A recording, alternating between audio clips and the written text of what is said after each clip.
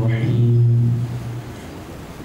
الحمد لله رب العالمين الصلاة والسلام على أشرف الأنبياء والمرسلين وخاتم النبيين سيدنا ومولانا على رسوله الكريم وأهل بيته الطيبين الطاهرين المعصومين المظلومين أما بعد فقال الله تبارك وتعالى في كتابه المجيد وفرقانه الحميد بسم الله الرحمن الرحيم يا أيها الذين آمنوا أطيعوا الله وأطيعوا الرسول وأولي الأمر منكم فإن تنازعتم في شيء فردوه إلى الله والرسول إن كنتم تؤمنون بالله واليوم الآخر ذلك خير وأحسن تعبيرا صدق الله العلي العظيم درود پڑھیے محمد وآل محمد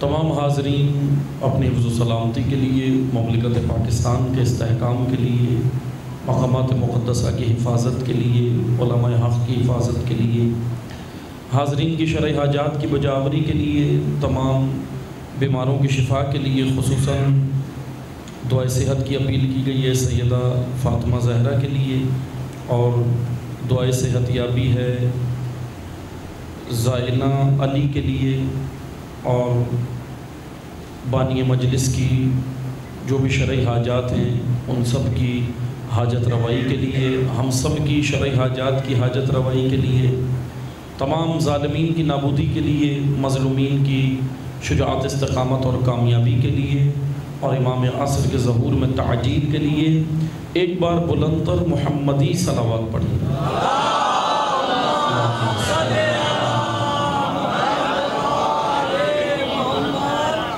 شکر گزار ہیں خداوند تبارک و تعالیٰ کے، اللہ تعالیٰ نے ہم سب کو ذکر محمد وآل محمد کی یہ توفیق عطا فرمائی۔ ہم اس توفیق الہی پر اللہ کی بارگاہ میں شکر بجا لاتے ہیں۔ موضوع گفتگو جو گزشتہ 2 مجالس میں ہم نے آپ کی خدمت میں بیان کیا، اور جو لوگ گزشتہ مجالس میں شریک تھے ان کو معلوم ہے، وہ سن چکے ہیں، اور جو آج آئے ہیں جو نہیں سن سکے ان کے لیے بس میں یہی ایک تجویز ہے کہ وہ گزشتہ مجالس نیٹ پر سنیں تاکہ یہ موضوع سے ہم متمسک ہو جائیں، کیونکہ ہمارا موضوع امام سجاد محافظ تحریک حسینی، ان ایام کا جو ہم نے یہاں آپ کی خدمت میں موضوع بیان کیا، 2 دن کیا ہے، یہ آج اس کا تیسرا ہے اور آخری دن ہے۔ لیکن اگرچہ یہ موضوع بڑا مفصل ہے، لیکن میں نے بہت ہی مختصراً آپ کی خدمت میں ان 2 دن میں بیان کیا ہے، اور آج بھی میں کوشش کروں گا کہ چند اس کے مراحل وہ طے ہو جائیں اس موضوع کے۔ اس موضوع کے اندر ہم نے گزشتہ جو مجالس میں مختصر سی چیزیں جو بیان کی تھیں وہ میں مختصر سا دوبارہ تکرار کروں گا، لیکن زیادہ ہم اس کی وضاحت نہیں کریں گے، کیونکہ ظاہر سی بات ہے ہم نے اس موضوع کو آگے بڑھنا ہے۔ جو گزشتہ مجالس میں بیان ہو چکا ہے بس میں اس کا مختصر سا تمہیداً 2-4 جملے کہہ کے پھر میں آگے بڑھوں گا۔ دراصل یہ موضوع بیان کرنے کا ہمارا ایک ہدف بھی، ایک طالب علمانہ ہم نے کوشش کی ہے کہ یہ موضوع عوام الناس کے اندر بیان کیا جائے، اور مقامات پہ بھی اس کو ہم نے کوشش کی بیان کیا ہے، وہاں پہ بھی آپ کی خدمت میں بھی یہ کیا۔ دراصل ایک معذرت کے ساتھ لیکن حقیقت ہے، ایک کمی ہمارے یہاں مجالس میں کہنے یا ممبر پہ یہ ہے کہ جس امام کا روز شہادت ہو یا روز ولادت ہو، میلاد ہو، ان کا تذکرہ بہت کم ملتا ہے ہمیں سننے کو۔ حالانکہ تاریخ میں جتنا ذکر ہوا اتنا بھی ممبر پہ معذرت کے ساتھ ہوتا نہیں ہے، حالانکہ حق بنتا ہے کہ ہونا چاہیے۔ جیسے کسی بھی امام کا 5ویں امام ہے، 6ٹھے امام ہے، 7ویں امام ہے، 8ویں، 9ویں، 10ویں، 11ویں، جس امام کا بھی روز شہادت ہو، جس امام کا روز میلاد ہو، ان کی زندگی بیان ہو۔ کل میں نے مختصر سی آپ کی خدمت میں بیان کی تھی وہ داستان امامت، کہ کس طرح ہم دیکھتے ہیں کہ آئمہ کے در پر عقیدت مندوں کا ازدحام ہے، عقیدت مندوں کی کمی آئمہ کو نہیں تھی، لیکن آئمہ کے کلام سے میں نے آپ کی خدمت میں بیان کیا تھا کہ آئمہ کو اطاعت کرنے والوں کی کمی تھی، یعنی مطیع نہیں ملے، اور یہ ہر امام کی آرزو رہی۔ آج بھی اگر ہم دیکھیں تو 12ویں کی آرزو بھی یہی ہے کہ اطاعت۔ اور یہ آیہ کریمہ بھی جو ہم نے سرنامہ کلام قرار دی ہے، سورہ نساء کی آیت کہ یا ایھا الذین آمنوا اطیعوا اللہ واطیعوا الرسول واولی الامر منکم، کہ اطاعت کرو اللہ رسول اور اولی الامر کی۔ اس آیت کا اصل ہدف اطاعت ہے، اور اطاعت وہ یہ کہہ لیں کہ وہ بنیادی ہمارے وجود کا بنیادی پاسورڈ ہے۔ اطاعت اگر کسی کے وجود میں پاسورڈ اطاعت کا لگ گیا تو وہ مومن کامل بن جاتا ہے، مومن بنتا ہے۔ یعنی مومن بننے کے لیے بہت ساری جزیات آپ نے سنی ہے نا۔ مومن بننے کے لیے آپ نے نماز بھی پڑھنی ہے، بے شک، روزہ بھی رکھنا ہے، حج بھی کرنا ہے، احکام شرعیہ بھی وجہ لانے ہیں، جو بھی اللہ نے حکم دیا وہ احکام شرعیہ ہیں، ان کو ہم نے وجہ لانی۔ مومن بننے کے لیے آپ نے دوسرے مومن کا خیال بھی رکھنا ہے، اس کے دکھ درد میں شریک بھی ہونا ہے، صلہ رحمی بھی کرنی ہے، سب ہے نا۔ مثلا مومن کی بہت ساری صفات بیان کی روایات میں۔ مومن بننے کے لیے آپ نے والدین کے حقوق بھی بیان کی روایات میں۔ مومن بننے کے لیے یہ ساری چیزیں بیان، لیکن سب وہ جزیات ہیں۔ ان کی اگر میں کل بیان کروں کہ مومن بننے کے لیے، اگر جیسے بعض لوگ ہوتے ہیں نا، وہ کہتے ہیں کہ آغا صاحب ذرا شارٹ میں بتائیں۔ جیسے ہم کلپ سنتے ہیں نا ویڈیوز کے، اب پوری مجلس تو سب نہیں سنتے بھائی، کلپ پہ اکتفا کرتے ہیں نا۔ ہم کیا کہتے ہیں بھائی کلپ سن لیتے ہیں، کلپ سے ہمیں سمجھ۔ اب کلپ ٹھیک ہے، کلپ اس لیے نہیں ہوتا کہ ہم کلپ سے سارا مفہوم سمجھیں گے۔ کلپ جو بھی اس ویڈیو کا کلپ چلتے ہیں، جیسے شارٹ کلپ چلتے ہیں، شارٹ کلپ دراصل رغبت دلانے کے لیے ہوتے ہیں، اس لیے نہیں ہوتے، لیکن معذرت کے ساتھ ہم نے اکتفا کر لیا شارٹ کلپ ہی کافی۔ اور پھر مفاہیم اور مطالب دینیہ پھر وہ ہم آگے نہیں سمجھ پائے۔ کلپ اس لیے ہوتا ہے کہ ہم اس گفتگو کی جانب رغبت حاصل کریں، دیکھیں کہ اس میں آگے پیچھے اس کا سیاق و سباق کیا ہے، کیا بیان ہوا اس گفتگو کے اندر۔ بس عزیزان محترم، جیسے ہوتے ہیں بعض لوگ کہتے ہیں کہ ہمیں ذرا شارٹ میں بتائیں، ٹائم کم ہے، ہمیں جانا ہے۔ جیسے اسی طرح ایک شخص آیا امیر المومنین علی ابن ابی طالب علیہ الصلوۃ والسلام کی خدمت میں، اللہم صلی علی محمد وعلی محمد۔ اب وہ تاریخ میں ہمیں ملتا ہے، شاید میرے جیسا ہی ہوگا، بڑی جلدی میں تھا۔ مولا علی کو کہنے لگا، توجہ سنیے گا، مولا علی کو کہنے لگا مولا میں جلدی میں ہوں، مجھے بہت مختصر سی اسلام کی تعریف بتائیں، اسلام ہے کیا؟ اب امیر المومنین اگر اسلام کی ڈیفینیشن پہ خطبہ دیں تو پھر وہ خطبہ نمبر 106 نہج البلاغہ میں ملتا ہے بہت ہی تفصیل کے ساتھ، کہ اسلام سپر ہے، اسلام ڈھال ہے، اسلام دین امن ہے، اسلام دین شجاعت ہے، اسلام جائے امن، اسلام شرعہ ہے، گھاٹ ہے، ایسی گھاٹ ہے، اسلام آسان دین ہے۔ بہت ساری امام امیر المومنین نے وضاحت کی نہج البلاغہ میں بھی اور دیگر خطبات میں بھی، لیکن یہ ذرا جلدی میں تھا۔ آ کر مولا علی سے کہنے لگا کہ مولا میں جلدی میں ہوں، اسلام کی ڈیفینیشن بتانی ہے لیکن بڑی شارٹ۔ مولا علی نے بولا کہ آج میں تجھے اسلام کی وہ تعریف بتاؤں گا جو تو نے آج سے پہلے کبھی سنی نہیں ہوگی۔ امیر المومنین اب بہرحال وہ تو مولا علی ہیں، وہ شارٹ بھی بتا سکتے ہیں اور لانگ بھی بتا سکتے ہیں، لمبا بھی بتا سکتے ہیں۔ کیوں؟ کیونکہ مولا علی الحمدللہ وہ تو پھر کوزے کو، سمندر کو کوزے میں سمیٹ لیتے ہیں گفتگو میں۔ ایسے ہی نا امیر المومنین لسان اللہ ہیں، لقب ہے امیر المومنین کا۔ اب علی علیہ السلام نے کہا کہ ٹھیک ہے، میں آج آپ کو وہ اسلام کی ڈیفینیشن بتاتا ہوں جو آج سے پہلے آپ نے سنی نہیں ہوگی۔ کہنے لگا جی مولا بتائیں۔ امام نے کہا سنو، اسلام دل سے اعتقاد، زبان سے اقرار اور اعضاء و جوارح سے عمل کا نام اسلام ہے۔ بس 3 چیزوں میں امیر المومنین نے سمیٹ دی۔ اب اس کی تشریح کریں، کیا خوبصورت امیر المومنین نے سمیٹا ہے۔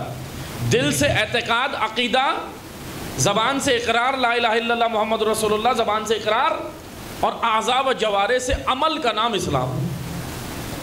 اعتقاد، عقیدہ، اقرار اور عمل، 3 چیزوں کا نام اسلام۔ یہ خوبصورت تعریف امیر المومنین نے بیان کی۔ بس توجہ سے سنیں۔ اسی طرح بہت ساری چیزیں ہمیں شارٹ میں سمجھ تو آ جاتی ہیں، لیکن بعض چیزوں کے لیے ہمیں اس کی سیاق و سباق سمجھنا ہوتا ہے، گفتگو کے اندر جانا ہوتا ہے۔ بس جیسے یہ موضوع ہے کہ امام سجاد محافظ تحریک حسینی، اب اس موضوع کے لیے پہلے تو ہمیں تحریک حسینی سمجھنی، پہلے تو ہمیں کربلا سے پہلے سمجھنا ہے کہ امام حسین جو عرصہ، کیونکہ 50 ہجری میں امام حسن مجتبیٰ کی شہادت ہوئی ہے، 50 ہجری میں۔ اللہم صلی اللہ علیہ وسلم۔ محمد وآل محمد۔ میں ہسٹری پڑھ رہا ہوں، اس لیے توجہ سنیے گا۔ میں جوانوں اور بچوں کے لیے گزشتہ 2 مجالس میں بھی ہم نے پڑھی ہیں، اور ہمارا جو گفتگو کا موضوع تھا وہ زیادہ تاریخ سے رہا ہے، اس لیے میں تاریخ پڑھ رہا ہوں، آپ نے توجہ سننا ہے۔ 50 ہجری میں امام حسن مجتبیٰ کی شہادت ہوئی، 60 ہجری میں امیر شام اس دنیا سے گیا، ٹھیک ہے، 10 سال کا عرصہ ہے۔ بہرحال ابھی یہ اس پہ ایک موضوع باقی ہے، اس پہ گفتگو کہ یہ 10 سال امام حسین نے کیا کیا۔ یہ 10 سال بہت اہم ہے تحریک حسینی کے لیے، تحریک کربلا کے لیے۔ یہ 10 سال امام حسین نے تیاری کی ہے، خاموش نہیں بیٹھے۔ یہ نہ سمجھے کہ امام حسین خاموش بیٹھے تھے اور یزید کے باپ پہ راضی تھے، یزید سے ناراض تھے، ایسا نہیں ہے۔ جیسے بعض لوگ یہ کہتے ہیں نا یزید نے بیعت کی، امام نے اس لیے اٹھے۔ سوال یہ بنتا ہے اگر یزید بیعت نہ بھی کرتا تو امام قیام کرتے یا نہیں؟ امام پھر بھی قیام کرتے۔ وجہ کیا ہے؟ کیونکہ امام، جیسے میں نے بیان کیا نا کہ آئمہ جو ہے وہ ایک پلاننگ کرتے ہیں، لانگ ٹرم پلاننگ، یعنی آئمہ کو اللہ نے حکمت دی ہے اور وہ حکمت سے فیصلے کرتے ہیں، جذباتی فیصلے نہیں کرتے۔ امام حسین اس تحریک کو، جس کا نام تحریک کربلا ہے، کربلا آتے ہیں، کربلا میں یہ تحریک، امام نے اس کا آغاز 50 ہجری سے کر دیا تھا، امام حسن کی شہادت کے بعد سے ہی۔ یا اگر میں اور اس تحریک کو اور کھولوں تو یہ تحریک تو دراصل تحریک اسلام ہے، اور یہ تو پیغمبر اکرم نے اس تحریک کو شروع کیا، پھر اس کے بعد امیر المومنین اس کے جانشین ہیں، پھر امام حسن، پھر امام حسین۔ اب بہرحال ہم اس ہسٹری میں پیچھے نہیں جائیں گے کیونکہ وہ ایک الگ موضوع ہے۔ امام نے 50 ہجری سے اپنی اسٹرگل شروع کر دی تھی، محنت شروع کر دی تھی۔ امام حسین خاموش نہیں بیٹھے تھے۔ ہاں اب ہوا کیا، 60 ہجری میں اب وہ تحریک کے، بہرحال تحریک کے کچھ اغراض و مقاصد اور کچھ چیزیں ہوتی ہیں جو تحریکی رہبر جانتے ہیں کہ کب ہم نے قیام کرنا ہے اور کب لوگوں کو تیار کرنا ہے۔ اس لیے بعض اوقات عوام نہیں جانتی، عوام جذباتی ہو کے فیصلہ کر دیتی ہے اور کہتی ہے کہ بھائی اب تو نکلنا چاہیے باہر، اب تو یہ کرنا چاہیے۔ ایسے جملے سنے نا آپ نے، یہ عوامی رائے ہوتی ہے۔ عوامی رائے اور چیز ہے، عوامی رائے کا احترام اپنی جگہ، لیکن عوامی رائے تحریکوں کو کامیاب نہیں کرتی۔ عوامی رائے کے اندر جذبات، عوامی رائے کے اندر احساسات، اور عوامی رائے کے اندر جذبات و احساسات کی زیادہ ہوتے ہیں، زیادہ اس کے مثلا شائبہ نظر آتا ہے، لیکن رہبران تحریک جو ہوتے ہیں ان کی رائے میں جذبات و احساسات نہیں بلکہ عقل ہوتی ہے، حکمت ہوتی ہے، وہ اس کے مطابق کرتے ہیں فیصلہ۔ اب دیکھیں امام حسین نے 60 ہجری امیر شام دنیا سے گیا، اب امام نے یہ وقت چنا کہ اب مجھے نکلنا ہے۔ اب امام حسین نکلے، گورنر مدینہ نے، اب ہوا یہ کہ گورنر مدینہ نے بیعت کا مطالبہ کیا، امام حسین نکلے۔ اب مختصر تاریخ، جیسا میں نے گزشتہ مجالس میں بھی آپ کو کہا ہے، میں دوبارہ بتاؤں کہ یہ تاریخ ہم ہسٹری پہلے اشرے میں پڑھ چکے ہیں اور وہ نیٹ پر موجود ہے۔ جو مومنین استفادہ کرنا چاہیں وہ یوٹیوب چینل ید بیضا پر یہ ساری چیزیں موجود ہیں۔ پورا عشرہ اول ہم نے اس پہ پڑھا ہے کہ امام سے ملاقاتیں، لوگوں کا آنا، لوگوں کا جانا، مکہ میں مکہ کے حالات، کوفہ کے، بصرہ کے، وہ ہم نے پڑھ دیا۔ وہ انشاءاللہ آپ اس پہ دیکھیں۔ میں بس مختصر کر کے میں امام سجاد پہ لا رہا ہوں کیونکہ آج ذرا یہ آخری مجلس نے میں کوشش کروں گا کہ موضوع کو سمیٹ لیا جائے۔ بس توجہ سنیں عزیزان محترم، امام نے قیام کیا، کربلا آتے امام کا ساتھ دینے، میں مجالس میں بیان کر چکا ہوں کہ بڑے بڑے جید صحابہ مدینہ میں تھے، لیکن کوئی اتنا بڑا نام ہمیں کربلا میں صحابہ کے اعتبار سے اور صحابہ کی اولادوں میں کوئی بڑا نام ہمیں کربلا میں نظر نہیں آتا، سوائے اگر دیکھیں حبیب ابن مظاہر کی یا مسلم ابن اوسجہ، ایک بزرگ شخصیتیں، حبیب ابن مظاہر بزرگ شخصیتیں، اور ان کے علاوہ، لیکن یہ دونوں کوفی شخصیتیں، یعنی کوفہ کے رہنے والے، کوفہ کے رہائشی۔ لیکن عزیزان محترم، مدنی شخصیات مدینہ والی یا مکی شخصیات جو مکہ میں تھی، قیام حسینی میں ان کا کردار کوئی خاص نظر نہیں آتا، بلکہ مکی اور مدنی جتنی شخصیات تھیں امام حسین کو مشورہ دے کے مکہ سے واپس چلے گئے، پلٹ گئے، لیکن تاریخ کہتی ہے ساتھ امام کے نہیں آتے، نصرت کے لیے تیار نہیں ہیں، مشیر بننے کے لیے تیار ہیں، ناصر حسین بننے کے لیے تیار نہیں ہیں۔ اور یہ بڑا المیہ ہے۔ آج معذرت کے ساتھ میں اپنی بات کر رہا ہوں، آپ کی نہیں، میں اپنی بات کر رہا ہوں، اگر امام آ بھی جائیں تو میں بھی مشیر بننے کی کوشش کروں گا۔ بھئی امام کو مشیر جب امام کا مشیر بنے، جب امام مشورہ طلب کریں. ایسا ہی ہے نا، آپ ادب دیکھیں، جب تک رسول اللہ کوئی مشورہ طلب نہیں کرتے تھے علی زبان کھولتے نہیں تھے. وہ کیا ادب ہے بارگاہ رسالت میں، کیا ادب ہے رہبر کے سامنے، کیا ادب ہے نبی کے سامنے، ولی کے سامنے، رہبر کے سامنے. کیونکہ امیر المومنین جب تک اپنی زبان کھولتے نہیں تھے جب تک رسول اللہ کچھ بات پوچھ نہ لے، طلب نہ کر لے. اطاعت ایسی کرتے تھے امیر المومنین. اسی طرح جب امیر المومنین امام ہیں، امام حسن مشورہ نہیں دیتے، امام نہیں بولتے جب تک امیر المومنین خود طلب نہ کر لیں کوئی بات، کوئی مشورہ پوچھ نہ لیں. اسی طرح امام حسن امام ہے، امام حسین کوئی مشورہ نہیں دیتے. امام حسن صلح کرتے ہیں، امام حسین ساتھ، امام حسین ساتھ ہیں، یعنی کوئی مشورہ نہیں. بلکہ جب تک امام حسن خود نہ پوچھ لیں امام حسین نہیں بولتے. کیونکہ امام حسین ہمیں بتا رہے ہیں کہ امام کی اطاعت کی جاتی ہے. اطاعت آئیں پورے قیام کربلا میں تاریخ کے اوراق پلٹیں، پڑھیں. عبداللہ ابن عباس بڑی شخصیت، امام حسین کو مشورے دی.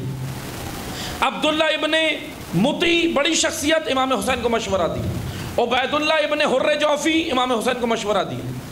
عمر بن قیس امام کو مشورہ دیتا ہے. عبداللہ ابن سعید امام کو مشورہ دیتے. عبداللہ ابن عمر جناب خلیفہ دوم کے بیٹے امام حسین کو مشورہ دیتے. عبداللہ ابن زبیر مکہ میں امام کو مشورہ دیتے. لیکن پوری تاریخ کربلا میں ایک شخصیت ہے جس نے کوئی مشورہ نہیں دیا، امام کی اطاعت کی ہے، اور کربلا کے اس سب سے بڑے مطیع کا نام ابو الفضل العباس ہے. اللہم صلی علی محمد. آپ دیکھیں حضرت ابو الفضل العباس کی زندگی دیکھیں. ہمارے لیے رول ماڈل ہیں حضرت ابو الفضل، ہمارے لیے رول ماڈل ہے عزیزان محترم. آپ زندگی دیکھیں، یعنی اتنی اطاعت، اتنا خوبصورت اطاعت کا پیکر ہیں ابو الفضل، اتنا خوبصورت پیکر ہیں. آپ دیکھ لیں، مدینہ سے نکلیں کوئی مشورہ نہیں، امام کے پیچھے، امام کے ساتھ ابو الفضل. اور یہ ساری تربیت ماں نے کی تھی. اس ماں کا نام ام البنین ہے. اللہ اکبر. میری مائیں بہنیں یہ پیغام سن رہی ہیں نا، دیکھیں یہ کربلا کی مائیں ہمارے لیے رول ماڈل ہیں. آپ یہ پیغام سن رہی ہیں نا، دیکھیں اپنا کردار کربلا کی ماؤں کی طرح بنائیں. فیمنزم کے پیچھے نہ بھاگیں. فیمنزم ایک دھوکہ ہے. فیمنزم آپ سے آپ کی عصمت چھین لے گا. ظاہری طور پہ تو بڑا اچھا نعرہ ہے، فریڈم، فریڈم، آزادی، بے شک، لیکن میں پہلی مجلس میں بیان کر چکا ہوں. لیکن اس کے لیے ذرا اور کوئی موقع چاہیے کہ دین اسلام کھل کر بیان ہو. دین اسلام سب سے بڑا فریڈم کا علم بردار دین اسلام ہے. یہ جھوٹے ہیں آج یہ جو نعرے لگاتے ہیں، چاہے وہ کہیں کے بھی ہوں، ویسٹرن کنٹریز کے ہوں، ایسٹرن کے ہوں، یا کہیں کے بھی ہوں، جو نعرہ لگائے کہ ہم فریڈم کے علم بردار ہیں، ہم ہیومنٹی کے، ہم انسانیت، انسانی حقوق کے علم بردار. نہ، انسانی حقوق کے علم بردار کا نام سید سجاد. آئیں آ کر دیکھیں حقوق اتنے خوبصورت امام نے بیان کیے. جانتے ہیں رسالہ حقوق چوتھے امام کی کتاب ہے پوری، رسالہ حقوق. امام نے بدن کے اعضاء کے حقوق بیان کیے. اتنی ڈیٹیل سے آج کوئی بھی ہیومن رائٹس کی آرگنائزیشن اتنی ڈیٹیل سے بیان نہیں کرتی حقوق. جائیں یو این میں جا کے دیکھ لیں، یو این کا ایجنڈا 2020 بھی پڑھ لیں، یو این کا ایجنڈا 2030 بھی پڑھ لیں، جا کے پڑھیں. تصادم ہے اسلام سے، اسلامی تعلیمات سے تصادم ہے. جو فیمنزم کے لیے انہوں نے ایجنڈا بنایا نا 2020 اور 2030 یو این نے، یونائٹڈ نیشن نے، وہ بالکل متضاد ہے اسلام. اصل میں بنا ہی اس لیے، لیکن معذرت کے ساتھ ہم اتنے سادے ہیں کہ چل پڑتے ہیں، جو آگے نعرہ لگائے ہم کہتے ہیں یہ تو ہمارا ہے، بڑا جو ہے وہ ہمارا حمایتی ہے. لیکن عزیزان محترم توجہ سنیں، امام نے اتنے حقوق بتائے. میری زبان کا حق بھی بتایا کہ میرے نفس پر میری زبان کا حق کیا ہے، میری آنکھ کا حق کیا ہے، میرے ہاتھوں کا حق کیا ہے، میرے وجود کا حق کیا ہے، میرے برادر مومن کا میرے اوپر حق کیا ہے. میری گردن پہ حق ہے، مومن کے مومن پہ حق نہیں ہے، بے شک حق ہے. اور یاد رکھیں، جیسے بعض لوگ معذرت کے ساتھ بعض لوگ یہ سمجھتے ہیں کہ یہ جو مال میں نے کمایا یہ میں ہوں اس کا مالک، کہتے ہیں نا لوگ. لیکن یاد رکھیں یہ مال، اولاد، اس کا مالک میں نہیں ہوں، مالک کوئی اور ہے. آپ مجھے بتائیں یہ مال تو میں نے کما لیا، اس مال کو کمانے کی طاقت کس نے دی تھی؟ یہ وجود کس نے دیا تھا جس سے میں نے مال کمایا؟ کس نے دیا تھا؟ میں ہوں اس کا مالک۔ اگر میں اس کا مالک ہوتا تو اس کو بچا لیتا، کبھی موت نہیں آتی مجھے۔ میں مالک ہی نہیں ہوں، میں ان چیزوں کا مالک نہیں ہوں۔ ہاں اسلام آپ کو حق ملکیت دیتا ہے، حق ملکیت دیتا ہے۔ کون سی؟ ملکیت مجازی دیتا ہے، ملکیت حقیقی نہیں دیتا۔ ملکیت حقیقی فقط اللہ کے پاس ہے، ملکیت مجازی ہے۔ آپ یہ کہہ سکتے ہیں جیسے، کیونکہ دو چیزوں میں فرق ہے، توجہ سنیے گا، پرسنل اور پرائیویٹ دو الگ الگ چیزیں ہوتی ہیں۔ ہم لوگ ذرا مکس کر دیتے ہیں، پرسنل اور پرائیویٹ نہ الگ الگ ہوتی ہیں۔ جیسے گاڑی آپ کہہ سکتے ہیں ہاں جی میری ذاتی ہے، بنگلہ گھر میرا ذاتی ہے، آپ یہ کہہ سکتے ہیں۔ ہاں وہ چیزیں جن کے ساتھ آپ کا وجود کنیکٹ نہیں ہے وہ آپ کی ذاتی ہیں۔ میں آپ کو مثال دیتا ہوں، یہ گھڑی میری ذاتی ہے، بالکل ذاتی ہے۔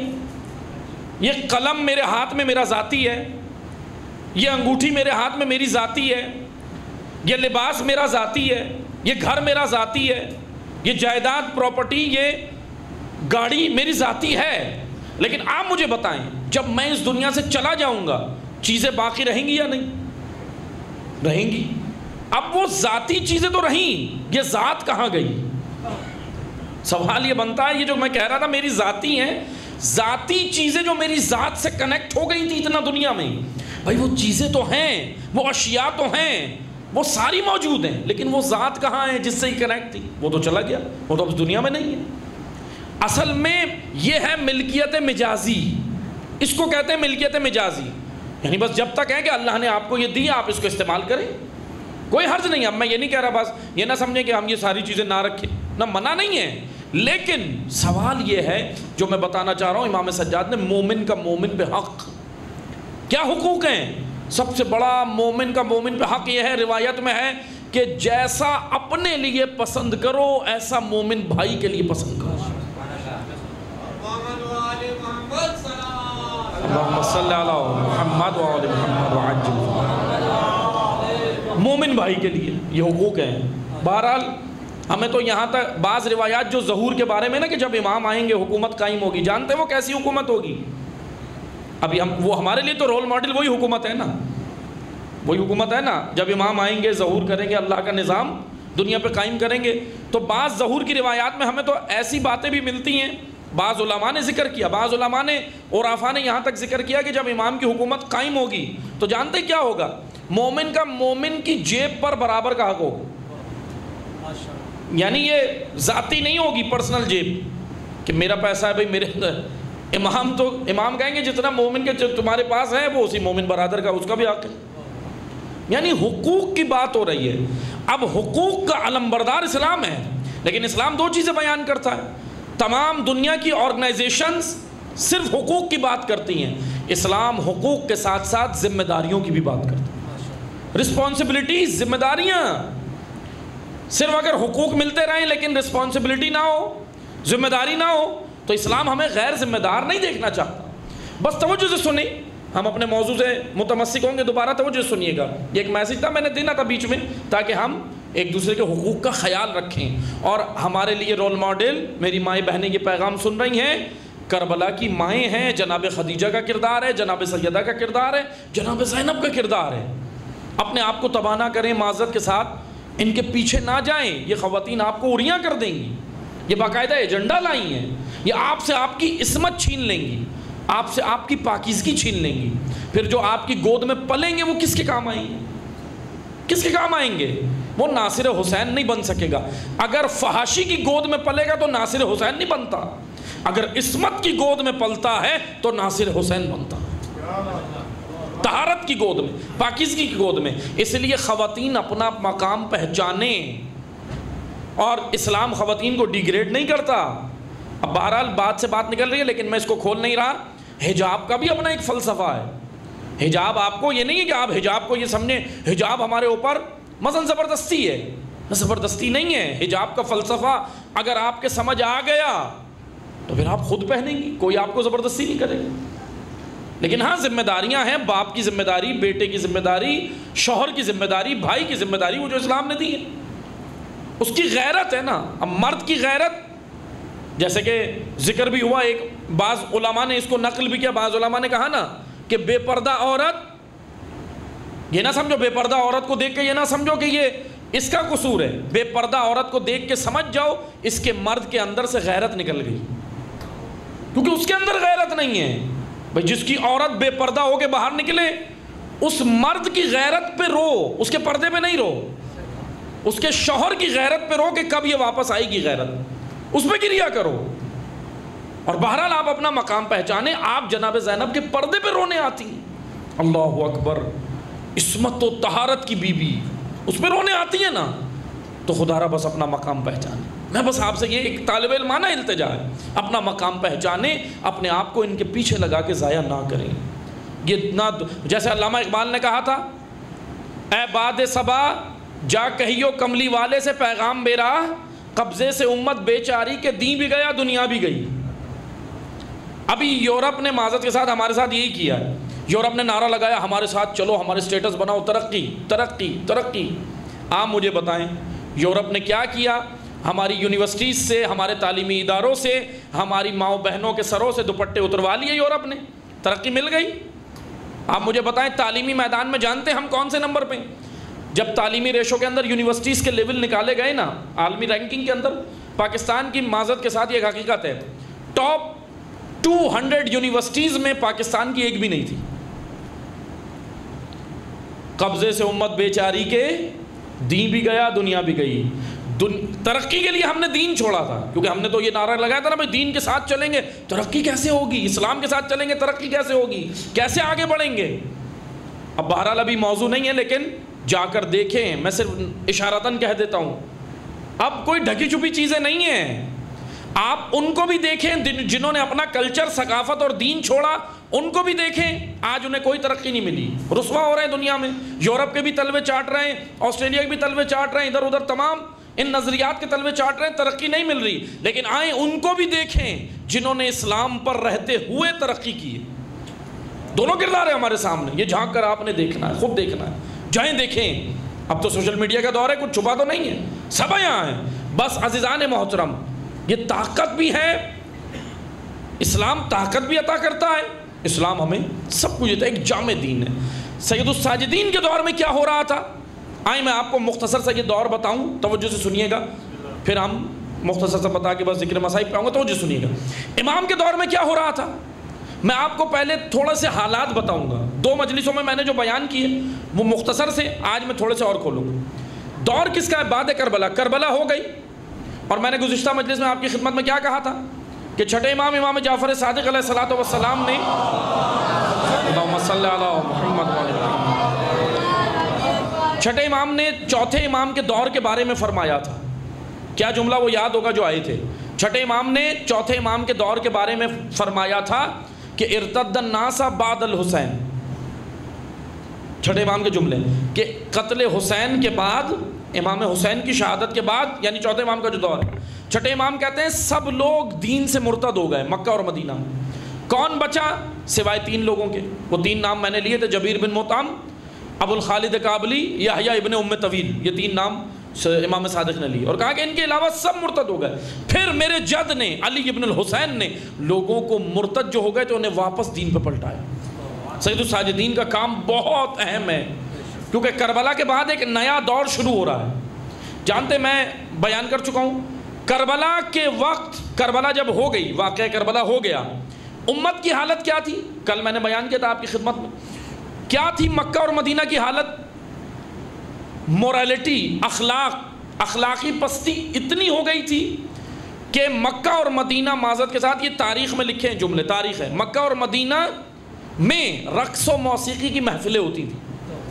اور شام کے اندر یزید اور اس کے جو کارندے تھے, جب انہیں موسیقی کی محفلوں کا شوق ہوتا تھا تو مکہ اور مدینہ سے رقاصوں کو بلاتے تھے باقاعدہ. یہ حالت مکہ اور مدینہ کی تھی, فکری طور پر, نظریاتی طور پر, تربیتی طور پر, تعلیمی طور پر, اخلاقی طور پہ بالکل پست نیچے چلے گئے. یعنی بالکل جسٹ لائک, بالکل اس طرح جیسے رسول اللہ آئے تھے عرب میں, زیرو پہ تھا معاشرہ, زیرو پہ. پھر رسول اللہ نے اسے اپ گریڈ کیا نا پیغمبر اکرم نے, بہترین امت بنا دیا. قرآن کہہ رہا ہے کنتم خیر امت اخرجت للناس. سید الساجدین کو ایسا ہی دور ملا ہے. یعنی اگر ہم ادوار کو تقسیم کریں نا 3 حصوں میں، تو پہلا حصہ ہے رسول اللہ سے لے کر امام حسین تک کا دور. یہ پہلا حصہ بنتا ہے تاریخ اسلام. ایک حصہ ہو گیا. یعنی اگر ہم اس کو حصہ کہیں یا ایپیسوڈز کہیں، اقساط ایپیسوڈز، پہلا حصہ یہ ہو گیا. دوسرا حصہ سید الساجدین کے دور سے لے کر چھٹے امام کے دور تک، منصور دوانقی تک. منصور دوانقی چھٹے امام کا قاتل ہے، عباسی خلیفہ، اس کے دور تک. یہ دوسرا حصہ ہے تاریخ اسلام کا اہم پہلو. اور تیسرا حصہ ادھر سے لے کر 7ویں امام کے دور سے لے کر 11ویں تک، 12ویں کے پردہ غیب میں جانے تک. یہ 3 حصے تاریخ اسلام کے بڑے اہم ہیں. اب آئیں، میں مختصر سا پیچھے آپ کو لے کے جاؤں گا، توجہ سنیے گا. پیغمبر اکرم کے فوراً بعد تاریخ کہہ رہی ہے، اہل سنت اہل تشیع دونوں علماء نے یہ لکھا ہے. میں نے مجالس میں حوالے بھی دیے تھے آپ کو، کتابوں کے نام بھی لیے تھے، اور کئی علماء نے یہ لکھا تاریخ میں کہ جیسے ہی پیغمبر اکرم دنیا سے گئے، ظاہر سی بات ہے پھر سقیفہ ہوا، خلیفہ اول مسلمانوں کے خلیفہ بن گئے. پھر اس کے بعد جب خلیفہ دوم کا دور آیا، حضرت عمر کا دور آیا، تاریخ کی کتابوں میں درج ہے، خود اہل سنت علماء نے بھی یہ لکھا. ابو الفرج اصفہانی اہل سنت عالم دین ہیں، اپنی کتاب اغانی میں لکھتے ہیں. اغانی ان کی ایک کتاب ہے.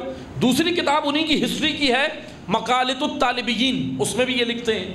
آئیں، مسعودی اہل سنت عالم ہے. توجہ سے سنیے گا، یہ میں بچوں اور جوانوں کے لیے خصوصی پڑھ رہا ہوں، بزرگان ہم سے بہتر جانتے ہیں. آپ لوگوں کے لیے میں اس لیے پڑھ رہا ہوں تاکہ سید سجاد کی مجلس میں آئیں تو آج امام کے بارے میں کچھ لے کر جائیں. صرف مصائب میں 2 جملے نہیں سن کے جائیں، اور بھی لے کر جائیں بھائی امام نے کیا کیا. آئیں آ کر دیکھیں، مروج الذہب کتاب ہے، اس کے رائٹر ہیں، اس کے مصنف ہیں مسعودی، عبداللہ ابن مسعود کی اولاد، 6ٹی پشت سے ہے نیچے. اہل سنت عالم ہیں، مشہور ہیں. اہل سنت ان کو امام المؤرخین کہتے ہیں، ان کو لقب دیتے ہیں مؤرخین، تاریخ لکھنے والوں کا امام مسعودی کو، ان کا یہ مقام ہے. اسی طرح انصاب الاشراف میں ملا احمد برازری لکھتے ہیں.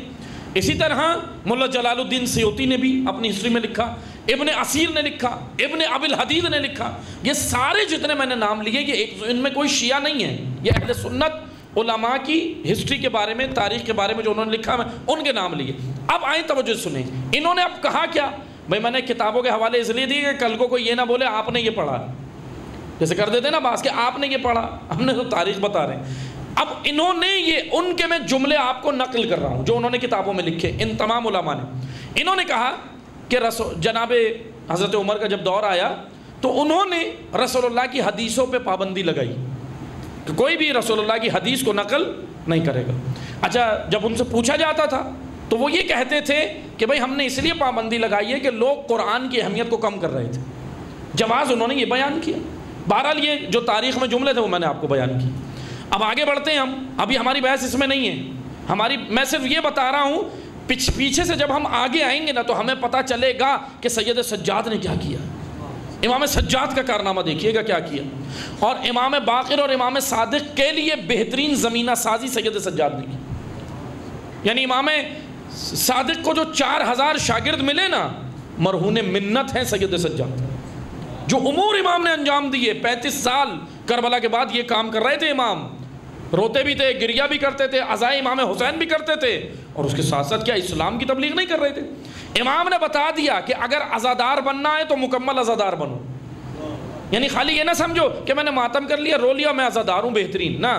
امام سجاد نے بتایا عزادار نمازی بھی ہے، روزہ دار بھی ہے، حاجی بھی ہے، عزادار احکام شرعیہ کا بھی خیال رکھتا ہے، اور عزادار ماتم بھی کرتا ہے، عزادار گریہ بھی کرتا ہے، اور عزادار جب معاشرے میں بے راہ روی ہو تو اٹھ کر اپنے مولا کے پیغام کو پہنچاتا بھی.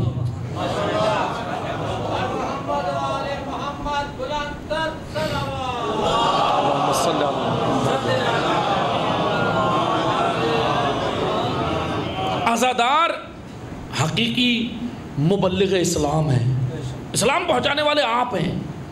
رسول اللہ نے غدیر میں روک کے کہا تھا جن تک پہنچ گیا وہ آگے خود پہنچائے. کہا تھا نا پیغام پہنچانا، ولایت پہنچانی. کس نے پہنچانی ہے؟ آپ نے. تمام مسلمانوں تک پہنچانی ہے، لیکن خوبصورتی سے، انداز بھی اچھا ہو، انداز جھگڑالو نہ ہو. وہ میں بیان کر چکا ہوں، جب رسول اللہ بھیجتے تھے تبلیغ پہ تو وصیتیں کرتے تھے کہ ایسے جا کے پڑھنا، یعنی جا کے بس شروع نہیں ہو جانا، کبھی لان تان شروع کر دو، کبھی یہ شروع کر دو نا، انداز اچھا ہونا چاہیے، آپ بیان کریں۔ بہرحال جناب خلیفہ دوم نے پابندی لگائی، کہا کہ حدیث پہ پابندی لگائی، اور پھر اس کے بعد یہ سلسلہ چلا۔ اب یہ میں تھوڑی سی ہسٹری اس لیے بیان کروں تاکہ ہم پیچھے آئیں۔ جب تیسرے خلیفہ کا دور آیا، حضرت عثمان کا دور آیا، تو اب اس دور کے اندر ہوتا کیا ہے، ہسٹری یہی ہے۔ اور تاریخ کے بارے میں کئی بار کہہ چکا ہوں کہ تاریخ شیعہ سنی نہیں ہوتی، تاریخ ہوتی ہے بھائی۔ تاریخ کا کھلے دل سے ہمیں مطالعہ کرنا چاہیے اور سمجھنا چاہیے تاریخ کو، تاریخ پہ تجزیہ کرنا چاہیے، سوچنا چاہیے تاریخ میں کیا ہوا۔ اب ان کا جو دور آیا، یہی انہی کتابوں میں، ہسٹری کی جو کتابیں یہ خود لکھ رہے ہیں۔ اب میں نہیں کہہ رہا، مشکل یہ ہم کہیں گے تو کہیں گے FIR کٹ جائے گی، بھائی ہم نہیں کہہ رہے، تاریخ کی کتابوں میں ہی لکھا کہ جب دور آیا، حضرت عثمان کا جب دور آیا، تو انہوں نے احادیث اور ان پہ زیادہ فوکس نہیں کیا۔ ان کا جو فوکس تھا وہ تھا فائنینس کے اوپر، معیشت کے اوپر، معیشت پہ انہوں نے زیادہ فوکس کیا۔ معیشت کی مضبوطی پہ نہیں تھا، معیشت کو تقسیم کرنے پہ زیادہ تھا، یعنی اپنے خاندان کو وہ زیادہ قریب رکھتے تھے، کیونکہ ان کا تعلق بنو امیہ سے تھا، وہ اپنے خاندان کو زیادہ قریب رکھتے تھے اور ان کو عہدے دیتے تھے، بلاتے تھے، سب کچھ کرتے تھے۔ اب توجہ سے سنیں، یہ ادوار تو گزر گئے، اب آ گیا امیر المومنین کا دور۔ اب مشکل تو یہی تھی، جب یہ سارے مولا علی کے در پہ آئے نا، اب تاریخ ہے، تاریخ کیا کہہ رہی ہے، جب حضرت عثمان اس دنیا سے چلے گئے تو یہ سب جتنے مدینہ والے تھے مولا علی کے در پہ آ گئے، آ کے کھڑے ہو گئے، کہنے لگے اب ہم بس آپ ہی کو ماننے کے لیے تیار، دیکھ لیا، اب آ گئے مولا علی کے در پہ۔ امیر المومنین نے کہا کہ سنو، پہلے مجھے پہچان لو میں ہوں کون، پہلے پہچان لو امیر المومنین۔ اب دیکھیں نا، فرق یہی تو ہوتا ہے نا، ہر کوئی ایک جیسا تو نہیں ہوتا، پہچاننا چاہیے نا، سارے حاکم ایک جیسے تو نہیں ہوتے۔ امیر المومنین کے در پہ جیسے علی نے کہا مجھے پہچان لو میں ہوں کون، انہوں نے آ کر خوب تعریفیں کی، خوب، مولا آپ تو یوں، آپ تو یوں، بس مولا کو چاہ رہے تھے نا جلدی سے آ جائیں۔ امام نے کہا کہ سنو، جو تمہاری زبانوں پہ ہے میں اس سے کم ہوں، جو تمہارے دلوں میں ہے میں اس سے بڑھ کر ہوں۔ تم میرے در پہ آئے ہو، پہلے مجھے پہچانو کہ میں کون ہوں۔ پھر امیر المومنین نے کہا جیسے ہی اقتدار میں آئے علی، جیسے ہی آئے، نہج البلاغہ میں خطبہ موجود ہے، مولا نے کہا کہ سنو، لا تبلبلن بلبلۃ ولا تغربلن غربلۃ، سنو میں تبلبل کروں گا، یہ اصطلاح ہے، ٹرمز ہے، جیسے آپ بہت ساری علوم کے اندر ٹرمز استعمال کرتے ہیں نا، ٹرمز، اصطلاحات، تو مولا علی کی بھی کچھ ٹرمز ہیں، اور علی کے چاہنے والوں کو علی کی ٹرمز آنی چاہیے، ورنہ پھر کیا ہوتا ہے، ورنہ رسول کہتے ہیں زبان قطع کر دو، پھر مشکل میں پڑ جاتے ہیں، پتہ ہی نہیں ہوتا کرنا کیا ہے، پھر امیر المومنین بچاتے ہیں۔ تو اس لیے ہمیں مولا علی کی زبان آنی چاہیے، ٹرمز کیا کہتے ہیں مولا علی اصطلاحات میں۔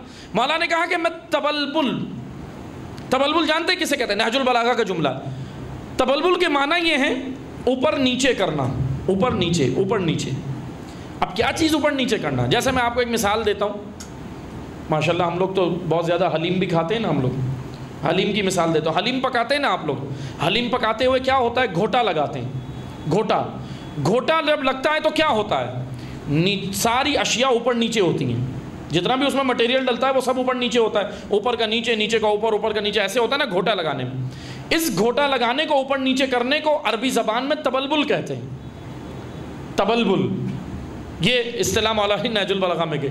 اب امام نے کہا کہ سنو میں تبلبل کروں گا، لیکن مولا علی کہاں تبلبل کریں گے، کسے اوپر نیچے کریں گے؟ امام نے کہا کہ سنو، تم یہ جو دیکھ رہے ہو نا پچھلی حکومتوں نے کیا، میں اس پہ نہیں چلوں گا، جو وزارتوں پہ ہیں وہ نیچے جائیں گے، جو حقدار ہیں وہ وزیر بنیں گے۔ پہلا قدم امیر المومنین نے آتے ہی اٹھایا، اتنا سخت قدم، اللہ اکبر، کون برداشت کرتا، کیونکہ تیار تو تھے نہیں، عدل علی برداشت کرنے کے لیے تیار تھے نہیں، یہ عبرت ہے عزاداروں تاریخ سے، اس لیے کہ الجل کہنے سے پہلے عدل امام زمانہ برداشت کرنے کے لیے تیار ہونا پڑے گا، کیونکہ وہ بھی تو آ کر وہی کریں گے جو امیر المومنین نے کیا۔ پھر کیا ہوا، اتنی مشکل ہو گئی کہ 3 سال اور چند مہینے مولا علی کی حکومت چلی ہے صرف۔ کیوں چلی، اتنی مشکل کیوں ہو گئی مولا علی کی حکومت؟ عدل کی وجہ سے، عدل، جوڈیشری، عدالت، ایسی جوڈیشری تاریخ میں ہمیں نہیں ملتی، دیکھنا چاہیے۔ بہرحال اسلامی جمہوریہ پاکستان ہے، اسلام کے نام پہ حاصل ہوا، دنیا کا واحد ملک ہے جو اسلام کے نام پہ بنا ہے، تو بہرحال کم از کم مسلمان چوتھا خلیفہ تو مانتے ہیں نا مولا علی کو، مانتے ہیں نا الحمدللہ، چوتھا تو مانتے ہیں، شیعہ پہلا مانتے ہیں، لیکن تمام مسلمان چوتھا خلیفہ تو مانتے ہیں۔ چلیں اپنے چوتھے خلیفہ کا کلام ہی اپنی عدالتوں میں جاری کر دیں، نہج البلاغہ کا آئین طریقہ کار عدالتوں میں کریں، جوڈیشری میں آپ دیکھیں کس طرح انصاف ملتا ہے لوگوں کو۔ طرز علی اپنائیں، بس ہمارا رائے حل طرز علی ہے، اگر طریقہ علی اپنا لیا قوموں کی نجات ہے۔ بس عزیزان محترم توجہ سنیں، امیر المومنین کا دور میں نے سارا نہیں پڑھنا، وہ ایک الگ پوری داستان ہے۔ امام نے آ کر عدالت قائم کی۔ اب امام نے آ کر دو کام کیے، ایک تو وزارتوں کے اندر بھی تبدیلیاں کی، اوپر نیچے کیا بھائی، جو تھے اہل ان کو لے آئے۔ پھر اس کے بعد امام نے دوسرا کام یہ کیا کہ ابو الاسود دوئلی امام کے شاگرد ہیں اور صحابی رسول بھی، اور دیگر صحابہ کو عبداللہ ابن مسعود اور دیگر کو مولا علی نے اس کام پہ مامور کیا کہ آپ لوگوں نے حدیثیں شروع کرنی ہے، رسول اللہ کی نقل کرنے۔ واپس وہ پابندی امیر المومنین نے ہٹائی، مولا علی نے وہ پابندی ہٹائی، اب حدیثوں کا دور کھلا۔ لیکن زیادہ عرصے امیر المومنین یہ کام شروع کیا مولا علی نے، مسلمانوں کے اندر سے بغاوت شروع ہو گئی، 3 بڑی جنگیں مولا علی کو منافقوں سے لڑنی پڑی۔ کافروں سے لڑنا آسان تھا، منافقوں سے لڑنا مشکل ہوتا ہے، اندر سے جب بغاوت ہو۔ 3 بڑی جنگیں، جمل، صفین، نہروان۔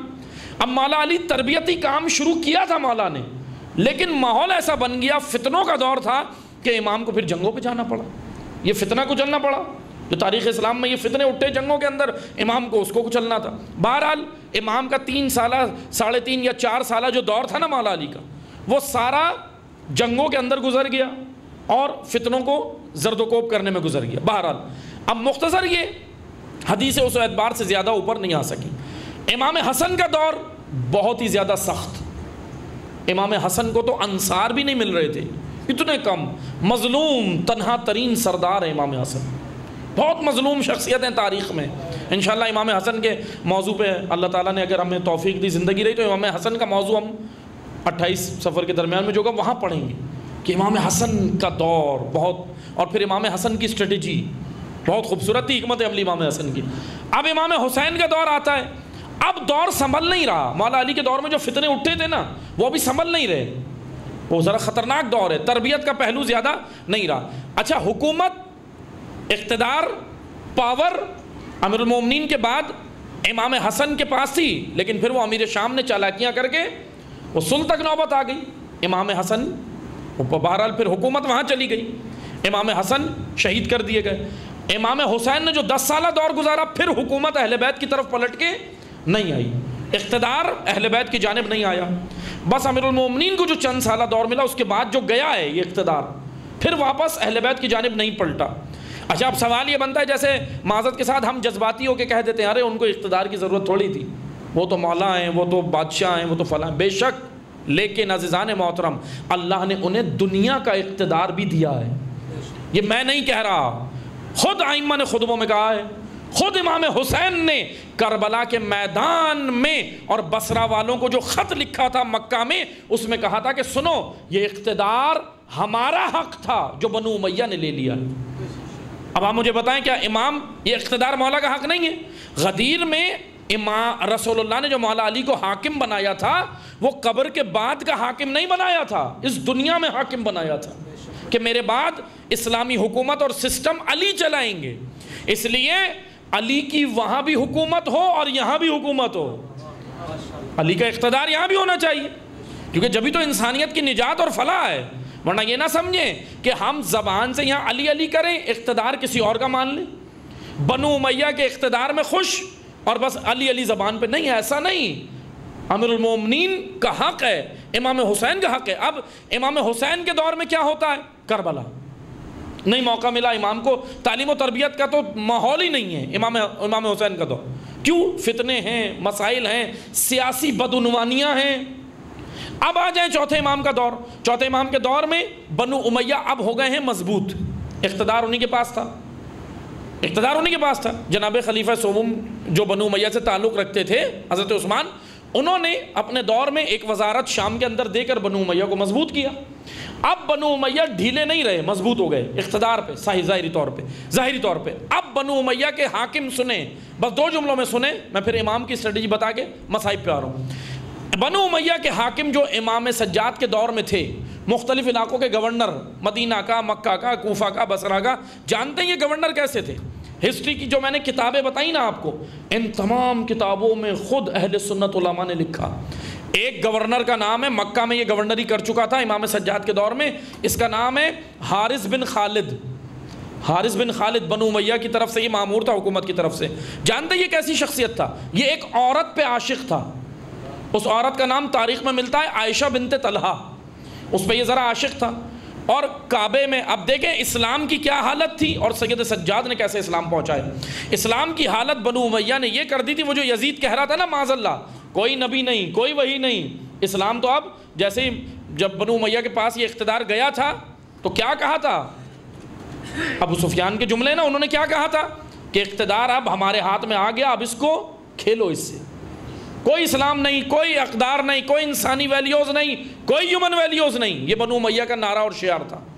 جبر، ظلم، ڈکٹیٹرشپ، بس کوئی کسی کی نہیں سنی جائے گی، کوئی عوامی رائے نہیں، کوئی شخصیتوں کا احترام نہیں. بنو امیہ کی حکومت کی اسٹریٹجی تھی ظلم و بربریت اور ڈکٹیٹر بن کے بیٹھ جانا، بس یہ ان کی تھی. اب آئیں عزیزان محترم، بنو امیہ کے یہ گورنر ہے حکومت میں حارث بن خالد، یہ ایک عورت پہ عاشق تھا. یہ طواف کعبہ کے لیے حج پہ گئی تھی. اب یہ دیکھیں سارے کام ہو رہے تھے، نماز بھی ہو رہی تھی، روزہ بھی ہو رہا تھا، حج بھی نہیں چھوڑ رہے تھے، لیکن الیعوذ باللہ حج بھی کر رہے تھے اور فحاشی بھی نہیں چھوڑ رہے تھے. اسی دین کے خلاف تو امام حسین اٹھے تھے کہ بھائی یہ کون سا دین ہے، یعنی حق و باطل مکس. اب توجہ سے سنیں، حارث بن خالد یہ ایک عورت پہ عاشق تھا. یہ گئی طواف کے لیے، حج کا موسم تھا، چوتھے امام کا دور ہے، حج کا موسم تھا. جب یہ کعبے کے لیے طواف کر رہی تھی تو اس حارث اس پہ ذرا گورنر تھا، پاور تھا اس کے پاس، حکومتی نمائندہ تھا. اس نے حارث کو پیغام بھجوایا کہ میرا اذان کا وقت قریب تھا، اذان کا وقت ہونے والا تھا. اس نے حارث کو پیغام بھجوایا کہ میرا ابھی طواف مکمل نہیں ہوا، اس لیے اذان ذرا رکوا دو، ابھی اذان نہیں دو. حارث نے فوراً اعلان کیا کہ جب تک عائشہ بنت طلحہ کا طواف مکمل نہ ہو جائے کوئی اذان نہیں دے گا. اذان رکوا دی. اور پھر لوگوں نے جب اعتراض کیا حارث پہ جا کے کہ بھائی تم نے اذان رکوا دی، وقت اذان ہے، وقت نماز ہے، تو جانتے ہو اس نے کیا کہا؟ اس نے جواب دیا کہ سنو، اگر اس عورت کا طواف 2 دن تک بھی چلتا رہا تو میں اذانیں رکواتا رہوں. یہ بنو امیہ کے حکمران ہیں. اللہ اکبر. مسلمان توجہ کریں، ان کو صحابی مت بنانا ورنہ صحابہ کی توہین ہے ان کو صحابی کہنا. دو صحابہ کی توہین ہے. یہ صحابی ہو سکتے ہیں؟ یہ صحابہ کے فالوورز بھی نہیں ہیں. یہ تو ان کی یہ حالت ہے. ایک اور مثال دیتا ہوں. خالد بن مغیرہ ایک اور بنو امیہ کا حاکم، شراب کے نشے میں دھت رہتا تھا اور فجر کی نماز آ کے مسجد میں پڑھاتا تھا. اللہ اکبر. یہ حقائق ہیں. بنو امیہ کو بچانے کی جو کوششیں کرتے ہیں نا بنو امیہ نے، یہ جرائم کیے ہیں. اسلام کا چہرہ ہی مسخ کر دیا، الٹ دیا. اس نے فجر کی نماز ایک دن، مدینہ والے کہتے ہیں اس نے مدینہ میں ایک دن فجر کی نماز 4 رکعت پڑھائی نشے میں. تو پھر جب اعتراض کیا لوگوں نے کہ بھائی تمہارا ابھی نشہ ہی نہیں اترا. اچھا اعتراض بھی کر رہے ہیں اور پیچھے بھی پڑھ رہے ہیں. یہ بھی بڑی عجیب اسٹریٹجی ہے لوگوں کی. اعتراض بھی ہے، دل سے برا بھی کہتے ہیں یہ خطرناک ہے، لیکن ساتھ ساتھ بھی یہ پتہ نہیں کون سی بہرحال اسٹریٹجی تھی. اب انہوں نے پیچھے نماز بھی پڑھی، اعتراض کیا کہ بھائی یہ آپ نے کیا کیا. تو اس کے بعد اس نے بولا کہ آج میں اس کے جواب سنیں. یہ لوگ بالکل اسلام کا مذاق بناتے تھے، ان کی نگاہ میں اسلام کچھ تھا ہی نہیں. اس نے جواب دیا، کہنے لگا کہ سنو، آج میں ذرا زیادہ عبادت کے موڈ میں تھا، کہوں تو 4 اور پڑھا دوں. اس نے باقاعدہ جواب دیا تاریخ میں. کہنے لگا کہو تو 4 اور پڑھا دوں، آج مجھے عبادت کا موڈ ہے، آج میں نمازیں پڑھنے کے موڈ میں ہوں. یعنی اسلام موڈ سے ہے. اللہ نے فجر 2 رکعت کہی تو 2 ہی پڑھنی ہے. آپ سفر میں جاتے ہیں قصر ہو جاتی ہے نا، عادی ہو جاتی ہیں، 4 رکعتی نمازیں 2 ہو جاتی ہیں. کوئی اگر یہ کہے نہیں میں سفر میں 4 ہی پڑھوں گا، اتنا بڑا نمازی بن جاؤں میں، نہیں پڑھ سکتے. پھر کیا کہتی ہے شریعت؟ کیا کہتی ہے؟ نہیں پڑھنا، سفر میں 2 ہی پڑھنی ہے. آپ کہیں میرے پاس ٹائم بھی ہے، سب کچھ ہے، پھر بھی اللہ کا حکم ہے کہ 4 رکعتی نماز 2 ہی پڑھنی ہے. کیوں؟ ہمیں یہاں پہ اپنا ٹائم یا اپنی چاہت یا اپنا دل نہیں دیکھنا، حکم الہی کے سامنے اطاعت کرنی ہے، سرنڈر ہونا ہے. بنو امیہ کے یہ میں نے 2 صرف یہ گورنر بتائے. اچھا ان کو جواز دینے والے کون تھے؟ آئیں اب جیسے ہی کربلا ہو گئی نا، امام سجاد مدینہ آئے. اب توجہ سے سنیے گا، بس میں امام سجاد کی اسٹریٹجی بتا کے مصائب پہ آ رہا ہوں. امام سجاد مدینہ آئے. مدینہ میں امام سجاد نے جب آئے تو مدینہ کی حالت وہ میں بیان کر چکا ہوں کہ بالکل پستی میں تھے. واقعہ حرہ ہوا، کل میں نے واقعہ حرہ بیان کیا تھا، وہ آپ سب کو معلوم ہے جو آئے تھے. واقعہ حرہ یعنی مدینہ پہ چڑھائی اور مدینہ کو تاراج کر دیا. واقعہ حرہ کے بعد اب مدینہ کی حالت یہ ہے کہ امام سجاد جو ہیں وہ اپنے ایک خاص شاگرد کو خط لکھتے ہیں جو عالم ہے. عالم اس کا نام ہے محمد بن شہاب زہری. زہری کے نام سے ہی مشہور ہے. اچھا، شروع میں زہری کے بارے میں یہ ملتا ہے کہ شروع میں زہری نے، امام سجاد جب مدینہ آئے تو زہری بنو امیہ کے جو اقتدار میں لوگ تھے، حکومت تھی، ان سے ذرا تعلقات تھے اس کے، وہاں آنا جانا شروع کیا. اچھا، زہری اپنے دور کا عالم ہے. امام سجاد نے خط لکھا اور اس خط میں باقاعدہ وہ خط موجود ہے. امام سجاد نے زہری کو لکھا اور کہا کہ سنو، تم عالم ہو، اپنا مقام پہچانو. عالم جب ظالم کے دربار میں نظر آئے گا تو پھر قوم اس ظالم کو صحیح سمجھنے لگے گی. یہ جملے میں ٹرانسلیٹ کر رہا ہوں عربی کے جو جملے امام سجاد کے، توجہ سنیے گا. امام سجاد نے زہری کو پیغام دیا، شاید ہمارے لیے بھی یہ پیغام ہے. امام نے کہا ظالم کے دربار میں جب عالم نظر آئے گا، اس کا مطلب اب عوام ظالم کے ساتھ جو وحشت تھی وہ انسیت میں بدلے گی.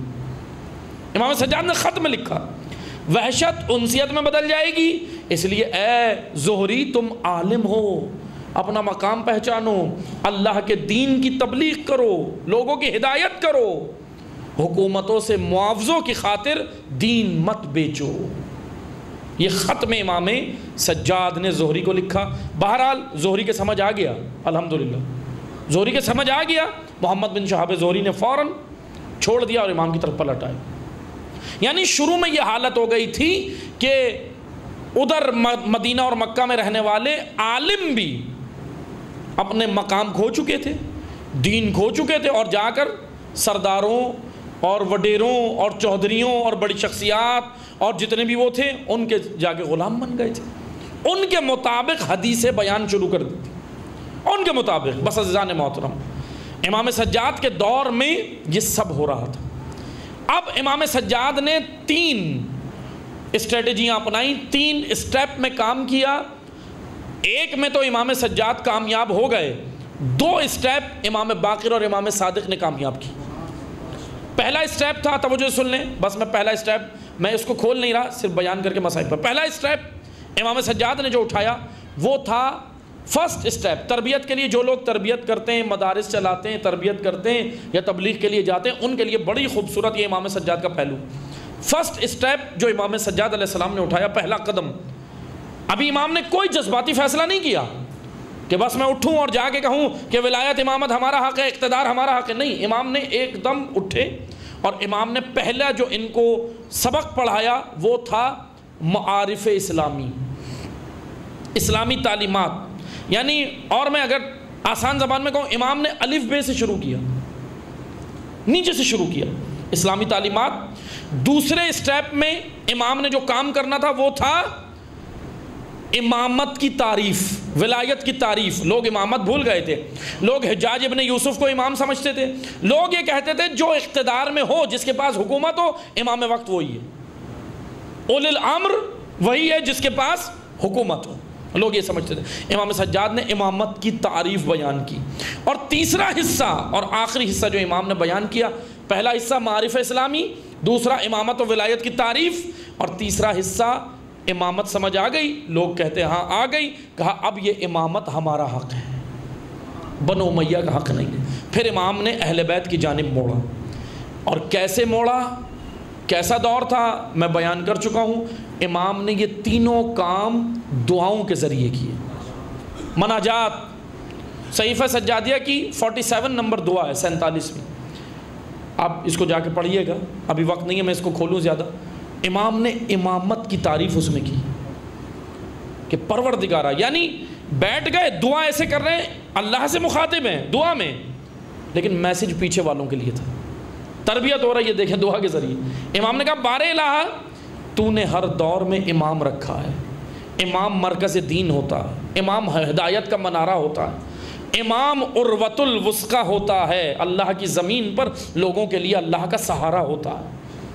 اب یہ امامت پڑھا رہا ہے امام، یعنی نہ اپنی مناجات کے اندر نہ امام مادی حاجتوں کا ذکر کر رہے ہیں، نہ کچھ نہیں مانگ رہے، بلکہ امامت پڑھا رہے ہیں۔ پھر امامت کے بعد امام نے یہ بتایا کہ بار الہ، اچھا مخاطب خدا سے ہیں لیکن میسج پیچھے جا رہا ہے عوام کو دعاؤں کے ذریعے سے کہ بار الہ یہ امامت اہل بیت کا حق ہے۔ اب آپ مجھے بتائیں کیا خدا کو نہیں پتا اہل بیت کا حق ہے؟ لیکن امام اللہ سے مخاطب ہو کے میسج پیچھے کنوے کر رہے ہیں، کیونکہ ان دعاؤں کی محفلوں میں ایجنسیوں کے بنو امیہ کی ایجنسی کے بندے بیٹھے ہوتے تھے، حکومتی جاسوس بیٹھے ہوتے تھے، نمائندے بیٹھے ہوتے تھے، سننے آتے تھے کہ امام سجاد کیا کر رہے ہیں، امام سجاد کہیں کوئی لشکر تیار تو نہیں کر رہے۔ خوف تھا۔ آپ مجھے بتائیں، ہم صرف سمجھتے ہیں کہ بیمار کربلا، ہم صرف بیمار سمجھتے ہیں، بیمار صرف وہ عشر عاشور تھے، صرف عاشور کے روز امام پہ بیماری تھی اللہ کی حکمت سے، لیکن یہ واقعاً علی ہے، علی کا پوتا علی ہے، ایسا کرار علی ہے کہ بیڑیوں میں ڈال دیا پھر بھی خوف تھا کہیں تحریک نہ بنا دے۔ آپ دیکھیں نا، بیڑیاں پہنا کے بھی دشمن خوف میں ہے، توق ڈال کے بھی دشمن خوف میں ہے، لیکن سید سجاد مطمئن ہے کیونکہ عبد خدا ہے، اللہ کا بندہ ہے۔ عزیزان محترم، امام سجاد کا دور ابھی یہ مکمل نہیں ہوا، میں نے بس مجلس تمام کی ہے، میں مسائب پہ آ رہا ہوں۔ امام سجاد کے دور کو اور سمجھنا ہے، پڑھیں، کتابیں پڑھیں، ہسٹری کی کتابیں پڑھیں، ہمیں سمجھ آئے، ٹائم نکال کے پڑھیں۔ اتنا تو حق بنتا ہے نا امام کا کہ ہم امام کی زندگی تو پڑھیں، ہمیں پتہ تو چلے ائمہ کے ساتھ کیا ہوا۔ آئیں آ کر دیکھیں امام نے خوبصورت اسٹریٹجی اپنائی، شام کے دربار میں آئے، بہترین خطبہ دیا اور کہا یہ بتا یہ اذان میں نام کس کا ہے، کس کے نانا ہیں، میں اس گھرانے سے تعلق رکھتا۔ امام نے پروپیگنڈا توڑا ہے، کیونکہ جانتے ہیں کیا تھا، کیوں شام کے اندر امام نے یہ اتنا، یعنی ایک سادہ سا خطبہ ہے یہ کہ اذان میں کس کا نام ہے، تیرے نانا کا، میرے نانا کا، بھائی امام نے کہا نا، کتنی سادہ سی بات، لیکن شام کے اندر پروپیگنڈا تھا، پروپیگنڈا اہل بیت کے بارے میں تھا، اہل بیت کے بارے میں یہ پروپیگنڈا تھا کہ معاذ اللہ اہل بیت باغی ہیں، معاذ اللہ وہ تو نماز بھی نہیں پڑھتے، ایسی باتیں تھیں گمراہ کی ہوئی، معاذ اللہ علی کا مسجد سے تعلق ہی نہیں تھا۔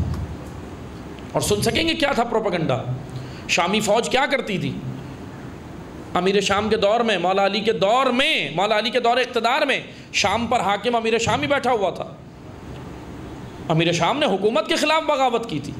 جو لوگ یہ کہتے ہیں کہ امام حسین نے حکومت کے خلاف بغاوت کی، جو امام حسین کو کہتے ہیں، بھئی امام حسین کو تو بعد میں کہنا، یہ بتاؤ امیر شام نے صفین میں کس کے خلاف بغاوت کی؟ حاکم امت تو علی تھے نا، تو امیر شام کا جواز بنتا تھا لشکر بنا کے آنا۔ اب دیکھیں پروپیگنڈا جانتے ہیں کیا تھا، اب یہ دیکھیں امام سجاد نے کیسے توڑا۔ پروپیگنڈا یہ ہوتا تھا کہ اس وقت شام کے اندر جو بچے تھے، 40 ہجری میں مولا علی کی شہادت ہوئی ہے، 40 ہجری میں، اور کربلا کب ہوئی ہے؟ 61 ہجری میں۔ 40 ہجری میں جو بچہ 4-5 سال کا تھا شام کے اندر، جو بچہ 6 سال کا تھا، وہ 61 ہجری میں 25, 26 اور 27 سال کا جوان تھا، 61 ہجری میں کربلا کے وقت، ٹھیک ہے۔ اب پروپیگنڈا سمجھیں، 40 ہجری میں، 36 ہجری میں، 35 ہجری میں اور اس کے آس پاس جتنا، یعنی 35 سے 40 ہجری کے درمیان میں مولا علی کی شخصیت کو معاذ اللہ اتنا مجروح کیا گیا کہ شام کے اندر کرتے کیا تھے، میں صرف ایک تاریخی حوالہ، ایک تاریخی واقعہ بتا رہا ہوں۔ کرتے یہ تھے کہ جو شامی بچے ہوتے تھے نا، شام کے رہنے والے شامی فوجی آتے تھے، رات کو ان کی بکریاں چرا کے لے جاتے تھے، بکریاں۔ اچھا ان بچوں کا کھلونا اس وقت بکریاں ہی تھی، کیونکہ اس وقت موبائل تو تھے نہیں جو اس میں وہ گیم کھیلیں گے۔ اب آج تو وہ کھیل لیتے ہیں موبائل کے اندر، حالانکہ ایک میسیج ہے سنتے جائیں، یہ سب سے خطرناک کام معذرت سے ماں باپ جو کرتے ہیں نا، بچوں کے ہاتھ میں موبائل دیتے ہیں۔ حالانکہ سائیکیٹرسٹ اور مائنڈ سائنس یہ سب اس بارے میں کہتی ہے کہ بچے پہ کتنا خطرناک اثر ہے موبائل کا۔ اور یہ نہ سمجھیں بچے کو موبائل نہیں دیں گے تو ترقی نہیں ہوگی، انشاءاللہ ترقی ہوگی۔ اب ہر چیز میں ہم یہ سمجھنے لگتے ہیں کہ ترقی نہیں ہوگی، ترقی ہوگی، لیکن ذرا اس کے لیے فزیکل ایکٹیویٹیز زیادہ ضروری ہیں۔ فزیکل ایکٹیویٹیز کرائیں، اس کو کھیل کود میں چھوڑ دیں، لیکن اس کو مفلوج نہ کریں، ذہنی مفلوج نہ کریں موبائل کے ذریعے۔ بہرحال اس وقت بچوں کا جو کھلونا ہوتا تھا وہ بکریاں تھیں، بکریوں سے کھیلتے تھے، جانوروں سے۔ رات کو جب سو جاتے تھے لوگ، ان کے جو گھروں سے شامی فوج بکریاں چرا کے لے جاتی تھی۔ شامی فوج، امیر شام کے کارندے، امیر شام کے جاسوس یہ کرتے تھے اپنے ہی شہر میں۔ پھر کیا ہوتا تھا؟ صبح بچہ اٹھتا تھا، روتا تھا، ایک واویلا مچا دیتا تھا، اس کی سب سے قیمتی چیز چلی گئی بچے کی، روئے گا۔ اب جیسے یہ آتے تھے نا، پھر یہ خود آتے تھے پوچھنے کہ کیا ہوا، بچے سے پوچھتے تھے بیٹا کیا ہوا، وہ کہتا تھا کہ ایسے ایسے میری بکری تھی وہ چلی گئی۔ تو یہ جانتے ہیں کیا کہتے تھے؟ معاذ اللہ یعوذ باللہ، یہ کہتے تھے تمہاری بکری علی نے چرائی ہے۔ بچے کے ذہن میں کون سا علی ڈال رہے ہیں؟ معاذ اللہ جو تمہاری بکریاں چراتا۔ بچے کو پتہ بھی نہیں علی کون ہے، وہ تو شام میں پیدا ہوا، ابھی اس کو پتہ ہی نہیں، اس نے مولا علی کو دیکھا ہی نہیں، اہل بیت کو نہیں جانتا تھا، لیکن اس کے ذہن میں یہ علی ڈالا گیا۔ معاذ اللہ، غلط کردار، معاذ اللہ، اتنا پروپیگنڈا۔ اب 60 ہجری آ گئی، یہی بچہ جو ہے وہ 25-26 سال کا جوان ہے، جوانی کے عالم میں، اس کے ذہن میں پروپیگنڈا۔ اب یہ جب بازار میں کھڑا ہو کے دیکھ رہا تھا نا، پتھر مار رہا تھا یہی بچہ جو جوان ہو گیا، بیویوں کو پتھر مار رہا تھا، عیاش بنا دیا ان بچوں کو، آل رسول کو زرد و کوب کر رہا تھا۔ اب سید سجاد نے کہا کہ سنو، تم یہ جو اذان ہو رہی ہے اس میں بتاؤ کس کا نام ہے؟ یہ جو محمد الرسول اللہ کہہ رہا ہے اے مؤذن، یہ بتا دے یہ کس کے نانا ہے۔ یہ پروپیگنڈا ٹوٹا تھا، یہ پروپیگنڈا توڑا۔ لوگ حیران ہوئے کہ یہ نبی کے نواسے ہیں، یہ نبی کی نواسیاں ہیں، ان کو اسیر کیا گیا۔ سید الساجدین نے عزادارو بس اس طرح یہ پروپیگنڈا توڑا ہے۔ آسان کام نہیں تھا، معمولی کام نہیں تھا۔ تلوار سے جہاد تربیت کے مقابلے میں آسان ہے، ویسے آسان نہیں ہے لیکن تربیت کے مقابلے میں آسان ہے۔ لیکن سید سجاد نے تربیت کی، امت کی تربیت کی، اور واپس ان کو بہترین امت بنایا۔ اب امام باقر اور امام صادق کا دور بہترین آ گیا، حدیث نقل ہونے لگی۔ فقہ کی حدیثیں کتنی ہیں ہمارے پاس؟